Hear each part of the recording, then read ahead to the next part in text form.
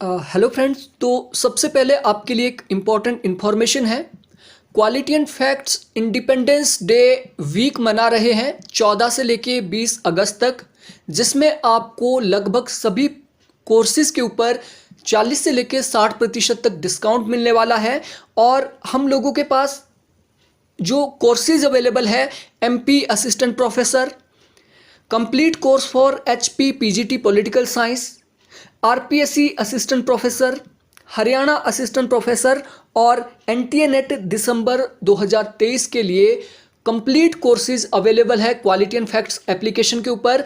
और अभी स्वतंत्रता दिवस के अवसर पर 40 से 60% आपको डिस्काउंट भी मिलेगा।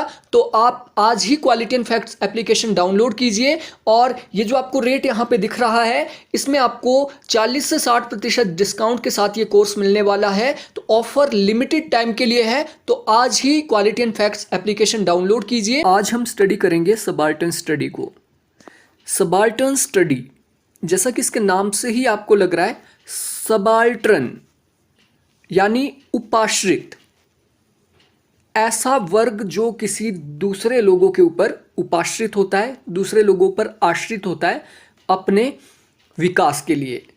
और ये एक स्टडी का क्षेत्र है। जैसे हम वेस्टर्न स्टडी की बात करते हैं, जैसे हम ओरिएंटल स्टडी की बात करते हैं। ओरिएंटल स्टडी होती है पूर्वी देशों की स्टडी, और पाश्चात्य क्या हुई, वेस्टर्न स्टडी हुई पाश्चात्य देशों की स्टडी। वैसे ही सबाल्टर्न स्टडी उन देशों की स्टडी होती है जिन देशों का कम विकास हुआ है और जो कि उपाश्रित होते हैं किन्हीं दूसरे देशों के ऊपर। तो इस टॉपिक को आज हम डिटेल में स्टडी करने वाले हैं। सबसे पहले देख लेते हैं कि सबाल्टर्न का आखिर अर्थ क्या है। सबाल्टर्न शब्द सेना के निचले पद के अधिकारी के लिए प्रयोग होता था। बाद में इस शब्द का प्रयोग अधीनस्था का द्योतक बन गया, यानी ऐसे अधिकारी जो ऊपरी अधिकारियों के नीचे काम करते थे, यानी सेना में जो निचले पद पे काम करने वाले अधिकारी होते थे, जो ऊपर वाले जो बड़ा जो ऑफिसर है उनके अधीनस्था में जो काम करते थे, उसके लिए सबाल्टर्न शब्द का प्रयोग किया जाता था। इटालवी विद्वान एंटोनियो ग्राम्शी ने अपनी रचना प्रिजन नोटबुक में सबाल्टर्न पद की स्वयं संदर्भित व्याख्या प्रस्तुत की थी। और ये क्वेश्चन कई बार आ भी चुका है कि who is related with subaltern study, या फिर सबाल्टर्न स्टडी की पहली जनरेशन के समर्थक या फिर उसकी उत्पत्ति के लिए कौन जिम्मेवार माने जाते हैं। ये है एंटोनियो ग्राम्शी। उन्होंने सबाल्टर्न पद का प्रयोग समाज के गौण, दलित, उत्पीड़ित और गरीब लोगों के लिए किया था। उपाश्रित या उपश्रवण या अधीनस्थ अध्ययन, सबाल्टर्न अध्ययन औपनिवेशिक कालखंड में एलीट, आधिकारिक स्रोत से अलग जनता के लिए जनता का इतिहास विनिर्मित करने की विधि है। इस कोटेशन से, इस लाइन से आपको थोड़ा सा आइडिया लग जाएगा कि इसमें हम क्या स्टडी करने वाले हैं। सबाल्टर्न स्टडी क्या है? औपनिवेशिक कालखंड।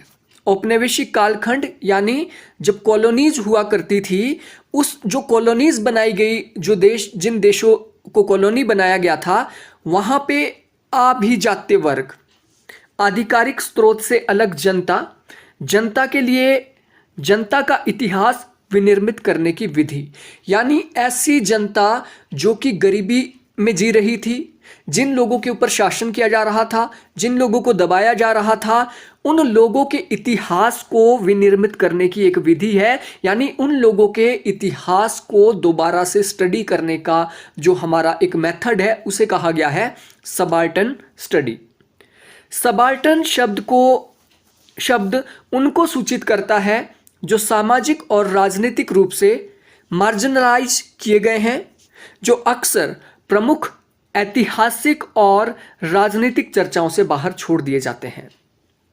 दूसरी चीज यहां पे, यानी सबाल्टर्न वो लोग हैं जो लोग मार्जिनलाइज्ड है, मार्जिनलाइज्ड का मतलब हुआ जिन लोगों को विकास के दायरे से बिल्कुल दरकिनार कर दिया गया है, जिन्हें बिल्कुल साइड कर दिया है, ना तो उनकी इतिहास में कोई चर्चा है और ना ही उनकी राजनीतिक चर्चा हुई है।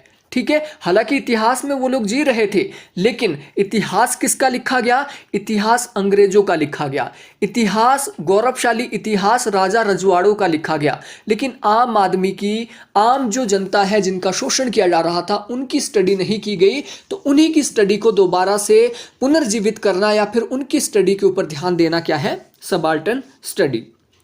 इस समूह के सदस्यों में होमी भाभा, रंजीत गुहा, गायत्री चक्रवर्ती स्पिवाक, पार्था चटर्जी, दीपेश चक्रवर्ती, शहीद अमीन और अन्य शामिल थे। उन्होंने समाज के निचले वर्गों के अनुभवों को आधार बनाकर नए दृष्टिकोण के साथ इतिहास और समाजशास्त्र की शुरुआत की। तो ये कुछ नाम हैं जो आपको याद रखने हैं या फिर आपको पता होना चाहिए, और इनकी किताबें भी थोड़ी बहुत आपको पता होनी चाहिए। होमी भाभा तो आप सभी लोगों को पता होगा, ये जो हमारा एटॉमिक जो कमीशन बना था, जो हमारा परमाणु के लिए जो एक आयोग बना था 1948 में, इन्हीं के नाम पे बना है, होमी भाभा के नाम पे।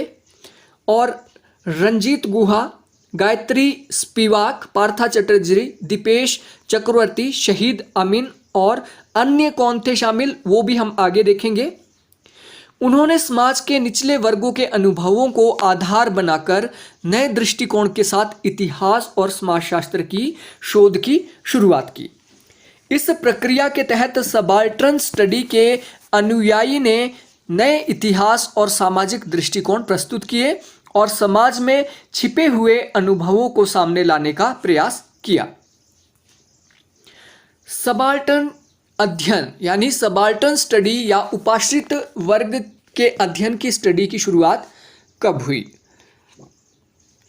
सबाल्टर्न अध्ययन 20वीं सदी के 8वें दशक में यानी 1980 के आसपास में दक्षिण एशियाई इतिहास और यहाँ के समाज का अध्ययन करने वाले इतिहासकारों के एकेडमिक समूह के रूप में उभरा, जिसने सबाल्टर्न अध्ययन ग्रंथमाला के अंतर्गत समूहबद्ध होकर इतिहास की एक समांतर वैकल्पिक धारा को विकसित करने का दावा किया।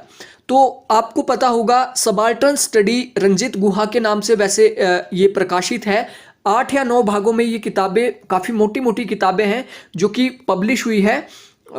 और ये क्या है, जितने भी थिंकर्स हैं उन सभी थिंकर्स ने इसके अंदर अपने आर्टिकल लिखे हैं। और सबाल्टर्न स्टडी बेसिकली क्या है, दक्षिण एशिया या फिर एशिया महाद्वीप के अंदर किस तरीके से लोगों का उत्पीड़न होता था उसके बारे में इसमें बात की गई है। 1982 से लेकर 1999 तक 10 खंडों में, ये 10 पार्ट्स में है, 10 खंडों में ऑक्सफोर्ड यूनिवर्सिटी प्रेस से प्रकाशित सबाल्टर्न अध्ययन श्रृंखला यानी सबाल्टर्न स्टडी सीरीज में औपनिवेशिक भारत के इतिहास को जहां विनिर्मित करने का प्रयास किया गया, वहीं भारत में राष्ट्र के भीतर एक बड़े समूह के रूप में मुख्य धारा से विवर्जित सबाल्टर्न अस्मिता ने जातीयता की अवधारणा को प्रश्नबद्ध किया है। तो आप किसी भी लाइब्रेरी में चले जाइए, स्टेट लाइब्रेरी में चले जाइए, हिमाचल प्रदेश की लाइब्रेरी के अंदर भी ये किताबें क्या है आपको मिल जाएगी। Subaltern study part 1, part 2, part 3, part 4 ऐसे करके ये टोटल 10 पार्ट्स में है। और जो सबाल्टर्न स्टडी है केवल इन 10 पुस्तकों पे निर्भर नहीं है। ये जो 10 पुस्तकें हैं, ये 10 पुस्तकें तो इन चिंतकों ने लिखी है जो इससे जुड़े हुए हैं, लेकिन इसके अलावा और भी चिंतक हैं जिन्होंने सबाल्टर्न स्टडी के ऊपर अपना काम किया है। ठीक है,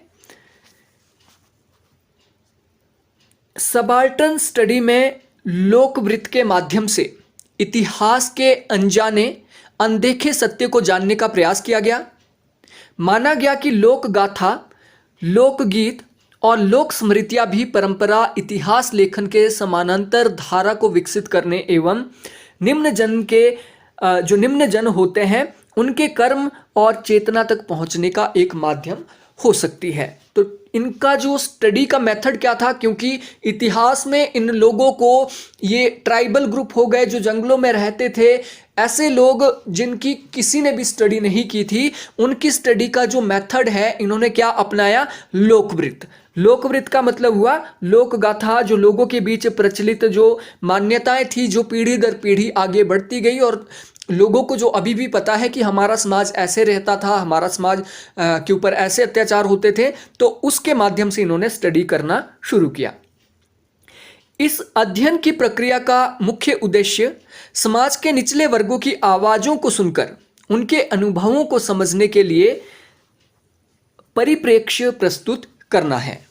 इसके माध्यम से वे दिखाना चाहते थे कि निचले वर्गों के अनुभव, संघर्ष और साहस भी हमारे इतिहास का महत्वपूर्ण हिस्सा है, अर्थात उन्होंने भी समाज में बदलाव और स्वतंत्रता संग्राम में अपना महत्वपूर्ण योगदान दिया है। सबाल्टर्न प्रतिरोध के ऐतिहासिक उदाहरण, यानी ऐतिहासिक उदाहरण सबाल्टर्न स्टडी के क्या है और वो कौन से प्रतिरोध है, वो कौन सी क्रांति है जो इन उपाश्रित वर्गों ने की, इन लोगों ने की जिन्हें बिल्कुल दरकिनार कर दिया गया था। तो कुछ जो स्टडीज़ इन्होंने सबाल्टर्न स्टडी की जो 10 जो इन्होंने पार्ट सीरीज़ में ये प्रकाशित किए हैं, उसके अंदर इन्होंने ये बताया है। यहाँ कुछ क्रांतियाँ हैं जो मैं आपको बताना चाहूँगा जो सबाल्टर्न प्रतिरोध के उदाहरण हैं। जैसे हेतियन क्रांति। हेतियन क्रांति 1791 से 1804 फ्रांसीसी कॉलोनी सेंट डोमिंग, अब इसे हैती कहा जाता है, में बंद अफ्रीकी लोग अपने दम पर उठकर आए और अमेरिका में पहला स्वतंत्र गणराज्य स्थापित किया। यह क्रांतिकारी आंदोलन उपनिवेशी शासन और गुलामी के संस्थान दोनों को चुनौती देने वाला एक आंदोलन था। ठीक है, तो हेतियन क्रांति अब कई बार डायरेक्टली पूछा जाता है आपसे, सबाल्टर्न स्टडी नहीं पूछा जाएगा हेतियन क्रांति किसने की और कहाँ पे की और ये कब की। तो सिंपल है, हेतियन क्रांति कब हुई है, 1791 1804। जो दास बना के जो अफ्रीकी लोग ले जाए जाते थे, जिन्हें बंद करके रखा जाता था, अफ्रीकी लोग क्या है, अपने दम पर उन्होंने वहां पे आंदोलन किया और वो उन्होंने क्या है, अमेरिका के अंदर स्वतंत्र गणराज्य स्थापित करने की कोशिश की, जिसमें वो सफल हुए।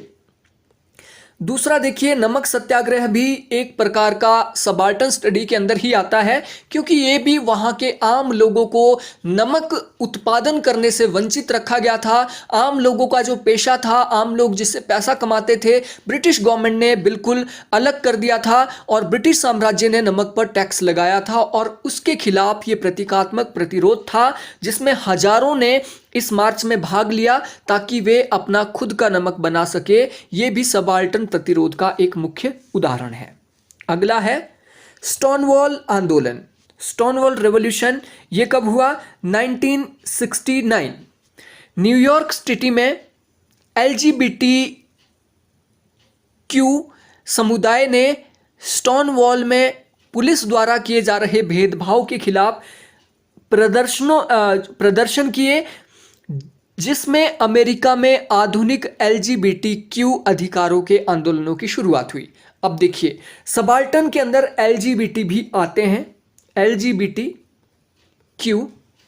LGBT समुदाय वो समुदाय है जिसे हमेशा से उपेक्षा का सामना करना पड़ा है, जिन्हें हमेशा समाज ने दरकिनार किया है और इन्हें किसी भी समाज ने मान्यता नहीं दी। हालांकि अभी वेस्टर्न जगत के अंदर इनको मान्यता मिलना शुरू हो गई है।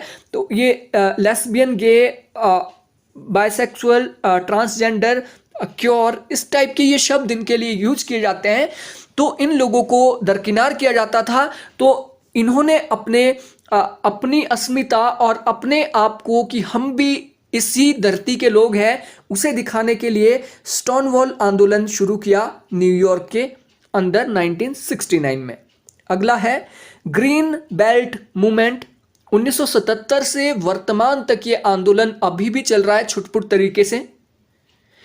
केन्या में वंगारी मथाई द्वारा स्थापित पर्यावरण और महिला सशक्तिकरण आंदोलन गांव की महिलाओं को पेड़ लगाने के लिए प्रोत्साहित करता है। ताकि वनस्पति विनाश को रोककर उनके जीवन स्तर में सुधार किया जा सके। यह आंदोलन पर्यावरणीय प्रदूषण और जेंडर असमानता दोनों को परिमाणित करता है। तो अब देखिए, जो ट्राइबल्स लोग हैं, जो जंगलों में रहते हैं, जो पारंपरिक तौर पे वनस्पति का प्रयोग करते थे और इस प्रकार से जड़ी बूटियों का वो अपना इस्तेमाल करते थे, उन लोगों को क्या है वहाँ से वंचित किया जा रहा था। और इन लोगों ने क्या है, इन लोगों ने, महिलाएं खासकर इस आंदोलन में शामिल थी, इन लोगों ने वो जो पुराने पेड़ पौधे थे वो लगाना शुरू किया और ये अभी तक वर्तमान में चल रहा है। तो यहाँ पे क्या है, एक तो ट्राइबल्स लोग जो जंगलों में रहते हैं, वनस्पति के ऊपर जो अपना जीवन यापन करते हैं, उन लोगों को बिल्कुल इग्नोर किया जाता था और खासकर महिलाएं जो है उन्हें भी उपाश्रित वर्ग में रखा जाता है। तो ये दोनों को परिमाणित करता है। अगला है, दक्षिण अफ्रीका में अपार्थाइड संघर्ष, apartheid conflict in south Africa. Nelson Mandela और अन्य सक्रियवादियों के प्रयासों से अपार्थाइड के शासन के विरुद्ध दशकों तक हड़तालें, प्रदर्शन और अंतर्राष्ट्रीय अभियानों के द्वारा अपार्थाइड का अंत भी सबाल्टर्न प्रतिरोध का एक संघर्ष है। तो नेल्सन मंडेला को आई होप जानते होंगे, ये पहले ब्लैक आप कह सकते हैं शासनाध्यक्ष हैं और अभी तक क्या है, मतलब इस तरीके से ब्लैक जो लोग थे उन लोगों को शासन में प्रतिभागी नहीं बनाया जाता था। और नेल्सन मंडेला के नेतृत्व में ये जो ब्लैक लोग थे, जिनके ऊपर रंग भेद के आधार पे जिनके साथ अत्याचार किया जाता था, तो इस अत्याचार को खत्म करने के लिए इन्होंने क्या किया था, अपार्थाइड जो उस टाइम का शासक वर्ग है उनके खिलाफ इन्होंने आंदोलन किया था और ये भी सबाल्टर्न स्टडी का एक प्रमुख आंदोलन है। नर्मदा बचाओ आंदोलन, ये भारत के अंदर हुआ है। भारत में नर्मदा नदी पर बड़े बांधों के निर्माण के खिलाफ नर्मदा बचाओ आंदोलन चलाया गया, जिसका उद्देश्य वहां के लोगों की आजीविका की सुरक्षा करना था। यह भारत में पर्यावरणीय चिंताओं को प्रकट करता है। तो पर्यावरण भी क्या है, उपेक्षा का कारण बना था। प्राचीन काल से लेके पर्यावरण के ऊपर ज्यादा ध्यान नहीं दिया जाता था और पर्यावरण से जुड़े जो लोग थे, जो पर्यावरण के ऊपर निर्भर थे, जो जंगलों के ऊपर निर्भर थे, तो ये नर्मदा बचाओ आंदोलन इसलिए चलाया गया क्योंकि नर्मदा जिधर से ये बांध बनाया जा रहा था वहां पे ट्राइबल लोग रहते थे। ट्राइबल लोगों की अपनी क्या है, वहाँ पे आजीविका थी, अपने वहाँ पे संसाधन जो कि इनके बिल्कुल ख़त्म हो जाने थे, इसलिए ये आंदोलन चला। तो ये भी पिछड़े लोगों का एक प्रमुख, पिछड़े या फिर सबाल्टर्न लोगों का एक प्रमुख आंदोलन रहा है। लैंड बैंक मूवमेंट जो कि अभी भी चल रहा है। उत्तरी अमेरिका में प्राचीन भूमि की वापसी और स्वराज की आवाज़ बुलंद करने के लिए आदिवासी समुदायों ने प्रयास किया। तो लैंड बैक मूवमेंट का मतलब क्या हुआ कि आदिवासी समुदायों से जो लैंड छीनी गई है, जो जमीन छीनी गई है, उसे वापस मांगने के लिए आंदोलन अमेरिका के अंदर चलाया गया। यह उपनिवेशीकरण को चुनौती देता है और ऐतिहासिक अन्यायों को समझने का प्रयास इसके द्वारा किया जाता है।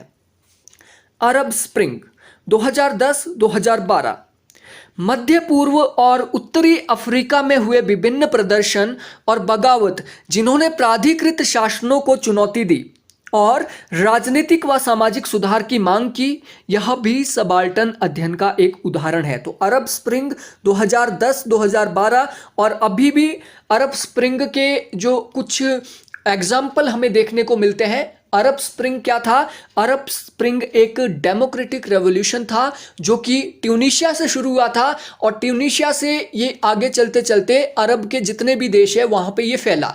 ठीक है, यानी जहां पे पहले राजतंत्र था, राजतंत्र को उखाड़कर जो गरीब लोग थे, जो उपाश्रित लोग थे, जिन लोगों के ऊपर ध्यान नहीं दिया गया था, उन लोगों ने शासन में भागीदारी के लिए आंदोलन चलाया। उपाश्रित लोगों ने भागीदारी के आंदोलन के लिए लोकतंत्र का यह आंदोलन चलाया जिसे अरब स्प्रिंग कहा गया।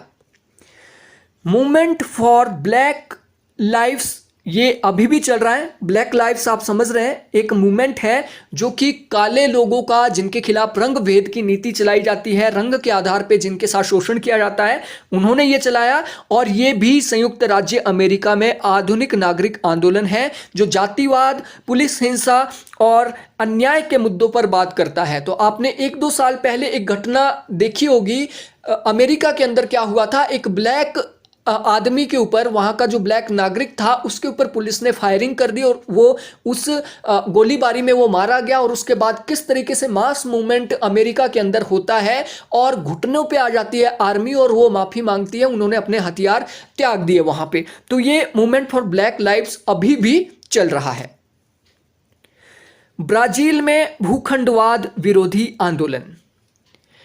यह आंदोलन भूमि सुधार और भूमिहीन किसानों के अधिकारों की रक्षा करता है।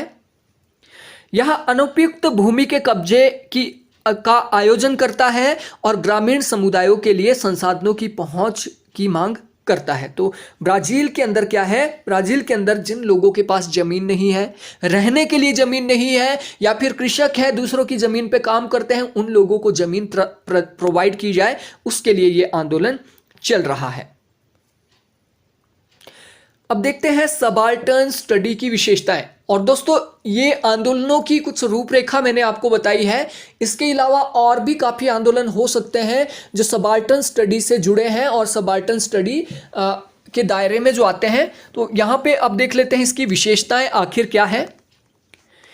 सबाल्टर्न स्टडी की सबसे पहली विशेषता है मार्जिनलाइज्ड आवाज को सामने लाना। यानी सबाल्टर्न स्टडी उन लोगों के अनुभवों, दृष्टिकोणों और इतिहास पर केंद्रित है जो ऐतिहासिक रूप से चुप कर दिए गए थे, अनदेखे कर दिए गए थे, या फिर दमनित या फिर शोषित किए गए थे, दबाए गए थे।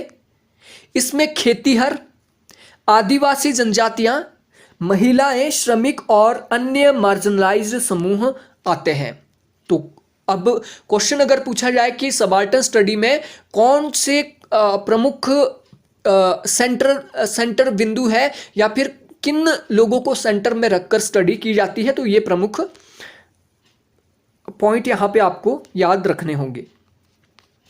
इतिहास की पुनर्व्याख्या। तो इससे पहले इतिहास की जो व्याख्या की गई थी वो कैसे की गई थी? टीपू सुल्तान, महाराणा प्रताप, मुगल सम्राट अशोक, ये वो सो जितने भी राजा थे उनकी प्रशंसा ही इतिहास के अंदर की गई है। जो गरीब लोग थे, जो जिनके ऊपर शासन किया जा रहा था, उनकी किसी भी प्रकार की स्टडी नहीं हमें देखने को मिलती है। तो इतिहास की पुनर्व्याख्या करने का इसमें प्रयास किया गया है जो प्रमुख विवरणों को चुनौती देता है और ऐतिहासिक घटनाओं और प्रक्रियाओं को अधिक समावेशी समझ प्रस्तुत करता है। ठीक है, तो जैसे हम राज दरबार की बात करते हैं, बड़े बड़े महल है, गुजरात में बड़े बड़े महल है, इवन पूरे भारत में, क्योंकि राजा रजवाड़ा तो ऑलमोस्ट पूरे इंडिया में रहे थे। तो देखिए राज दरबार में क्या होता था, राजा के क्या कानून होते थे।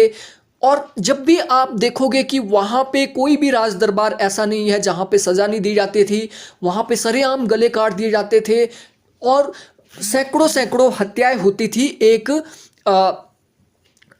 जो आपका महल होता था। तो ये नज़रिया है, ये देखने का एक तरीका है न्याय के नाम पर किस तरीके से पहले ये काम किए जाते थे। तो ये इतिहास की पुनर्व्याख्या आप इसको कह सकते हैं। अगला है प्रतिरोध और प्राधिकृतता। प्रतिरोध का मतलब क्या हुआ? विरोध करना। प्राधिकृतता का मतलब हुआ कि हमारी अथॉरिटी है, हम लोगों की ये चीजें हैं, हम लोग यहाँ के मूल निवासी हैं। यानी सबाल्टर्न समूह दमन का प्रतिरोध करता है और अपने दृष्टिकोण को प्रस्तुत करके रोजाना के प्रतिरोध, सांस्कृतिक प्रथाएं, जमीन मूवमेंट की शक्ति संरचनाओं पर प्रकाश डालने का प्रयत्न करता है कि ये जमीन हमारी है, ये जंगल जमीन पे हमारी प्राधिकृतता है, हमें ये मिलनी चाहिए। कॉलोनियल और पोस्ट कॉलोनियल संदर्भ। तो कॉलोनियलिज्म आपने पढ़ा होगा और पोस्ट कॉलोनियल स्टडी भी आपने पढ़ा होगा। पोस्ट कॉलोनियल स्टडी ये सबाल्टर्न स्टडी की तरह है, लेकिन पोस्ट कॉलोनियल स्टडी में क्या होता है, जो देश कॉलोनी बने हुए थे, जिन्हें उपनिवेश बनाया था। जब यहाँ पे उपनिवेशवाद खत्म होता है, उपनिवेशवाद खत्म होने के बाद वहाँ की क्या परिस्थिति रही, वहाँ के शासन व्यवस्था में क्या परिवर्तन आया, वहाँ के सांस्कृतिक व्यवस्था में क्या परिवर्तन आया, क्या उन देशों की संस्कृति अभी भी वहाँ के लोग ढो रहे हैं, क्या अंग्रेजी को अभी भी लोग ढो रहे हैं जहाँ जहाँ पे अंग्रेज गए थे, क्या उनकी संस्थाओं, उनकी प्रथाओं, उनके संसद, उनकी जो शासन व्यवस्थाएं थे, क्या अभी भी लोग उसको ढो रहे हैं या फिर उसको अपने अनुसार चेंज कर लिया है। तो ये पोस्ट कॉलोनियल स्टडी के कुछ प्रमुख बिंदु है। सबाल्टर्न स्टडी का जो मुख्य ध्यान है कॉलोनियल और पोस्ट कॉलोनियल समाजों पर होता है, लेकिन यह सबाल्टर्न समुदायों पर कैसे कॉलोनियलिज्म, इंपीरियलिज्म और ग्लोबलाइजेशन का प्रभाव होता है, इसे भी यह अध्ययन करता है। अंतर विषयक दृष्टिकोण यानी इंटरडिसिप्लिनरी अप्रोच। सबाल्टर्न स्टडी इतिहास, मानवशास्त्र, समाजशास्त्र, संस्कृति और साहित्य का अध्ययन करके विद्वानों को छिपे हुए इतिहास और कथाओं की खोज के लिए अंतर विषयक अध्ययन का समर्थन करता है।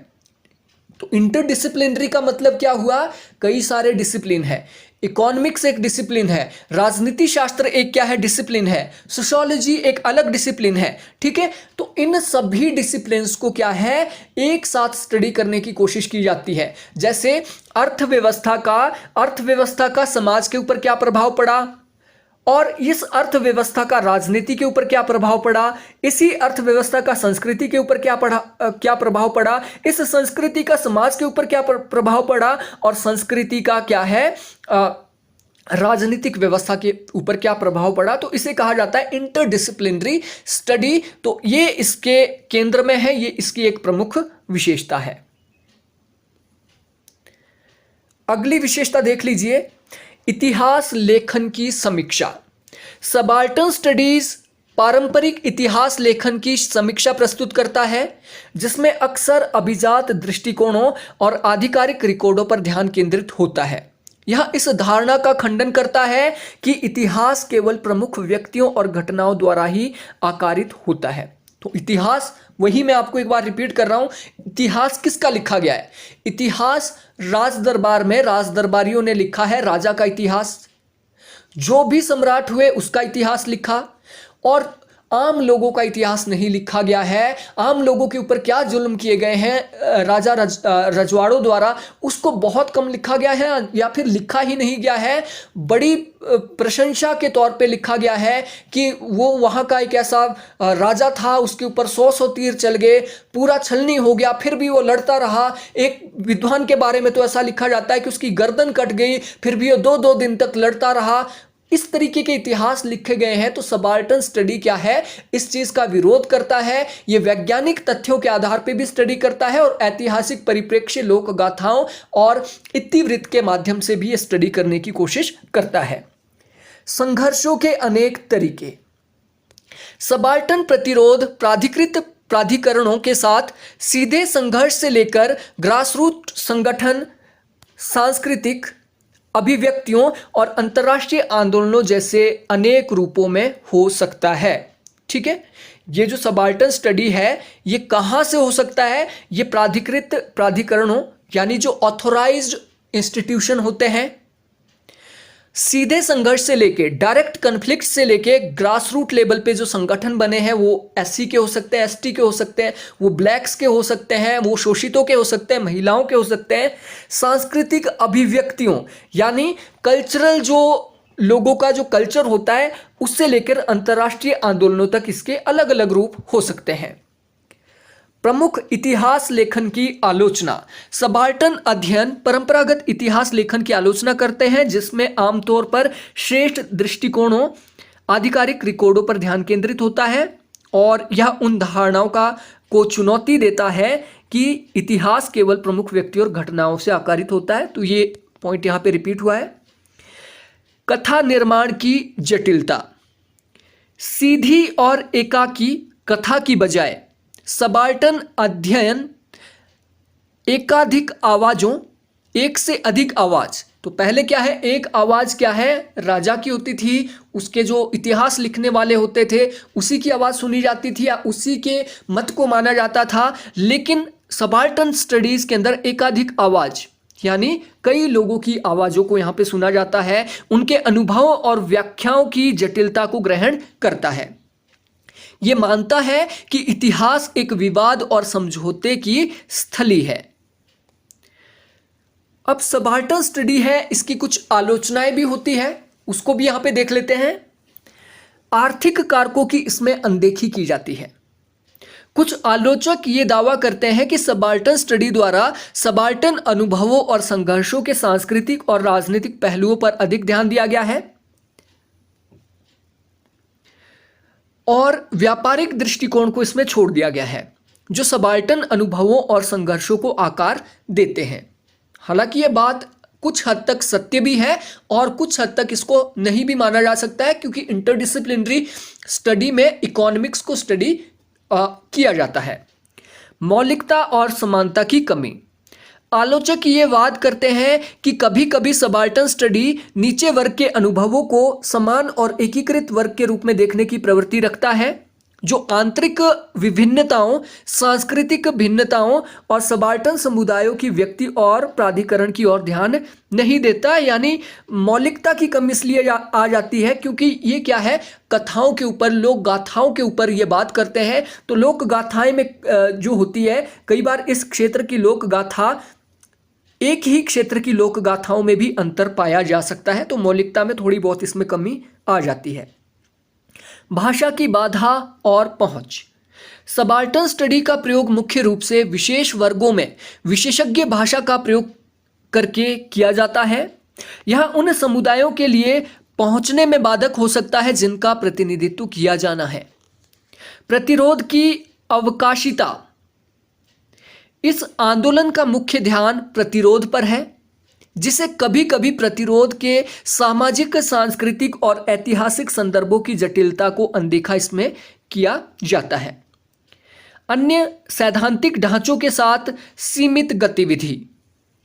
कुछ विद्वानों ने सबाल्टर्न स्टडी को यह कहकर इसकी आलोचना की है कि अन्य सैद्धांतिक दृष्टिकोणों और ढांचों के साथ पर्याप्त रूप से संलग्न ये नहीं होता है, जिससे यह सीमाबद्धता और संविधानशीलता की ओर भी ये ले जाता है। अब देखते हैं सबाल्टर्न स्टडीज का आखिर क्या प्रभाव पड़ा है एकेडमिक सेक्टर के ऊपर या देशों के ऊपर। सबसे पहले, शक्ति संरचनाओं को चुनौती देना। यह दृष्टिकोण दिखाता है कि शक्ति कैसे कार्य करती है और कैसे प्रमुख समूह अशोषित समुदायों पर नियंत्रण डालते हैं। नीति और शिक्षा को यह प्रभावित करती है। सबाल्टर्न स्टडी से प्राप्त जानकारी नीति निर्णयों और पाठ्यक्रमों पर भी विकास का प्रभाव डालती है। पहले के जो पाठ्यक्रम है उसमें चेंज हो रहा है, इतिहास की पुनर्व्याख्या इसके द्वारा की जा रही है। सामाजिक न्याय को बढ़ावा देना। सबाल्टर्न स्टडी मार्जिनलाइज्ड समूहों द्वारा उठाए गए सामाजिक असमानताओं, भेदभाव और व्यवस्थात्मक अन्यायों की ओर प्रकाश डालता है। यह बदलाव को प्रेरित करता है। सबाल्टर्न स्टडी सामाजिक आंदोलनों, ग्रासरूट विरोध को बढ़ावा देता है। यह मार्जिनलाइज्ड समुदायों को आंदोलन करने और अधिकार मांगने के लिए प्रेरित करता है। सांस्कृतिक संरक्षण और पुनर्जीवन। सबाल्टर्न स्टडी मार्जिनलाइज्ड समुदायों की सांस्कृतिक प्रथाओं, परंपराओं और पहचानों का समर्थन करता है। सहानुभूति और एकता को बढ़ावा देना। यह दृष्टिकोण सहानुभूति को पोषित करता है, जिससे व्यक्तियों को मार्जिनलाइज्ड समुदायों के अनुभवों और संघर्षों को समझने की प्रेरणा मिलती है। तो सबसे लास्ट में निष्कर्ष यहाँ पे देखते हैं, और निष्कर्ष को देखने से पहले एक थोड़ा सा अंतर्राष्ट्रीय राजनीति के संदर्भ में इसकी बात यहाँ पे कर लेना जरूरी होता है। ये जो सिद्धांत मैंने आपको बताए, जितने भी यहाँ पे सिद्धांत बताए हैं, ये सारे सिद्धांत जो विशेषताएं हैं, ये ना केवल ग्रासरूट डेमोक्रेसी पे लागू होती है, ना केवल डोमेस्टिक पॉलिटिक्स यानी देश की पॉलिटिक्स के ऊपर लागू होती है, बल्कि ये अंतर्राष्ट्रीय राजनीति पे भी लागू होती है, जैसा कि मैंने आपको पहले भी बताया था।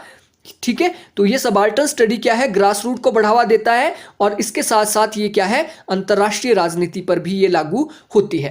तो अंतर्राष्ट्रीय राजनीति की अगर हम बात करते हैं तो ये इतिहास की अगर आप बात करें तो इतिहास किसका लिखा गया है? इतिहास लिखा गया है साम्राज्यवादी ताकतों का। इतिहास किसका लिखा गया है? साम्राज्यवादी ताकतों का। इतिहास में अगर आप अंतर्राष्ट्रीय राजनीति को देखते हैं तो इसमें आपको अमेरिका दिखेगा, ब्रिटेन, फ्रांस, पुर्तगाल, जर्मनी, इटली, जापान, ऐसे चीन, ऐसे ऐसे देश आपको इतिहास के अंदर देखने को मिलेंगे जिनका अंतर्राष्ट्रीय लेवल पर इतिहास लिखा गया है, उनकी व्याख्या की गई है।